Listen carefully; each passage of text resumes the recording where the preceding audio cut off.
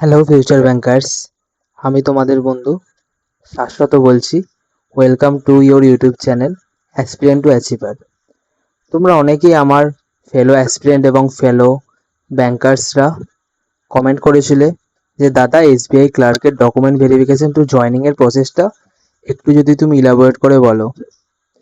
তো আজকে ভিডিওর টপিক আমি ওটাই রেখেছি। তোমাদের জন্য আমি ডিটেলসে একটা ভিডিও বানাচ্ছি স্টেপ বাই স্টেপ। ফার্স্টে আমি আমার এক্সাম্পল নিচ্ছি। আমি 21শে জুন 2025-এ একটা মেল রিসিভ করি, যেটা আসে হচ্ছে কলকাতা এলএইচও থেকে। তোমরা যারা যারা ওয়েস্ট বেঙ্গল থেকে এসবিআই ক্লার্ক অ্যাপ্লাই করবে, তোমরা হচ্ছে কলকাতার লোকাল হেড অফিসের আন্ডারে পড়বে। তো ওখান থেকে মেল আসবে। 21/6/2025-এ এসেছিল। তখন আমাকে বলা হয়েছিল যে 9/7/2025-এ বিধাননগর এওতে রিপোর্ট করতে। এওর ব্যাপারটা আমি বলবো তোমাদের। এওটা হচ্ছে অ্যাডমিনিস্ট্রেটিভ অফিসার।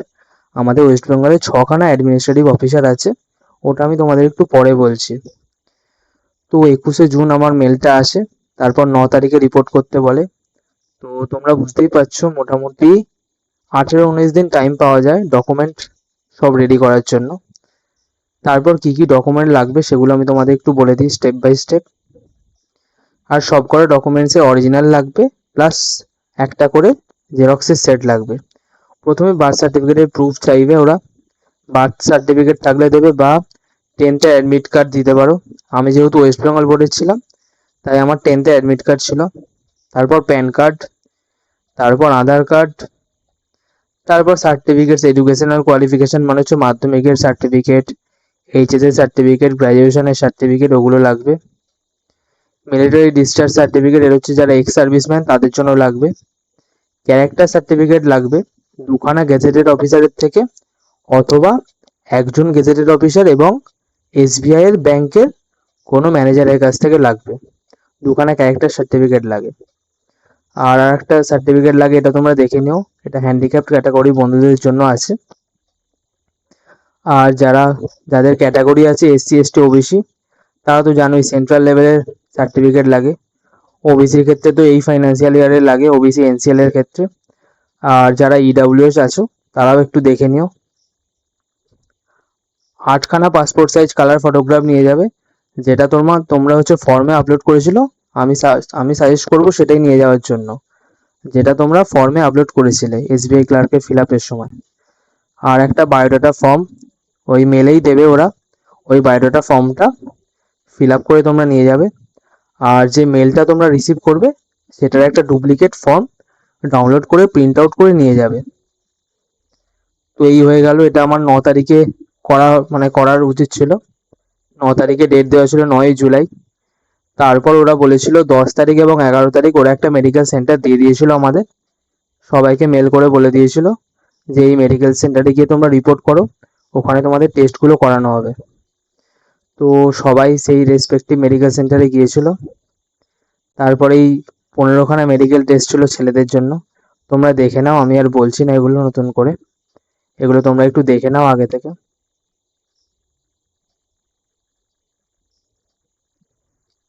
আর মেয়েদের ক্ষেত্রে শুধু ইউএসজি এই টেস্টটা থাকে না, ঠিক আছে। আর আমাদের টেস্টের জন্য খরচ হয়েছিল, ছেলেদের জন্য নিয়েছিল 4,600 টাকা, আর মেয়েদের জন্য 3,300 টাকা।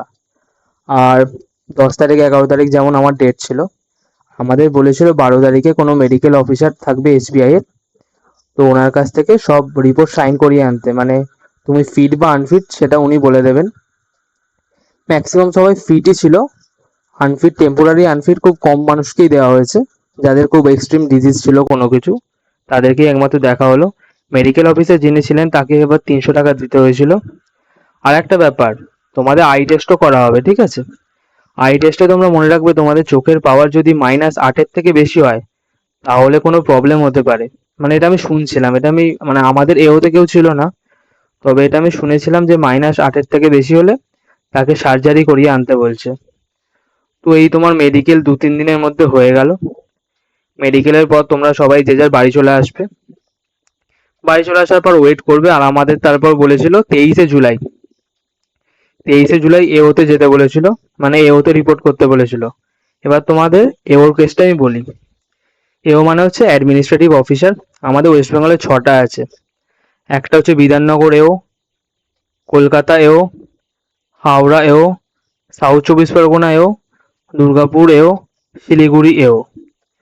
এবার আমার পড়েছিল বিধাননগর এও। বিধাননগর এওর মধ্যে আবার তিনখানা আরবিও আছে, নদিয়া, নর্থ চব্বিশ পরগনা আর মুর্শিদাবাদ। তেমনি বাকি সব এওগুলোর মধ্যেও আছে, সেটা আমি খুব মানে সব জানি না, তবে শিলিগুড়ি এওর মধ্যে নর্থ বেঙ্গলটা পুরোটা পড়ে। তো এবার রেসপেক্টিভ এওতে তারা রিপোর্ট করতে বলেছিল 23শে জুলাই। আমাদের যেমন বিধাননগর এওতে বলেছিল, ওখান থেকে আরবিও অ্যালটমেন্ট হচ্ছিল, মানে আরবিও অ্যালটমেন্ট সেদিনকে দিচ্ছিল। এবার যেদিনকে 23 তারিখে রিপোর্ট করতে বলেছিল, সেদিনকে তোমাদের অ্যাওয়ার্টেড ওয়েলকাম কিট দেওয়া হয়েছিল আর রেসপেক্টিভ আরবিও দিয়েছিল। আমাদের বিধাননগর এওর মধ্যে যারা ছিল ম্যাক্সিমাম সবাইকে মুর্শিদাবাদ আরবিও অ্যালার্ট হয়েছিল। তো 23 তারিখের পর মুর্শিদাবাদ আরবিও যেতে বলেছিল, রিপোর্ট করতে বলেছিল। এবার তারপর ওখানে আরবিওতে গিয়ে এবার অনেকের ব্রাঞ্চ জয়েনিং হয়েছে ম্যাক্সিমাম, আর 1% হয়তো আরবিওতেই অ্যালার্ট হয়েছে। মানে তোমরা আরবিওতে যখন রিপোর্ট করবে তখন হচ্ছে তোমাদের ব্রাঞ্চ পোস্টিং দেবে। তো তোমরা আরবিওতে রিপোর্ট করবে, তারপর ফার্স্টে তো এওতে রিপোর্ট করলে, তারপর এখান থেকে আরবিও দিয়ে দেবে, আরবিওতে রিপোর্ট করবে, তারপর ওখান থেকে ব্রাঞ্চ পোস্টিং হবে অথবা আরবিওর পোস্টিং হবে। তো এই ছিল পুরো জয়েনিং এর একটা প্রসেস। তো তোমাদের ভিডিওটা ভালো লাগলে চ্যানেলটা অবশ্যই সাবস্ক্রাইব করো, শেয়ার করো এবং লাইক অ্যান্ড কমেন্ট করো। Thank you, all the best. তোমরা ভালো করে প্রিপারেশন নাও আপকামিং এক্সামসে, তোমাদেরও চাকরি হয়ে যাবে এসবিআইতে।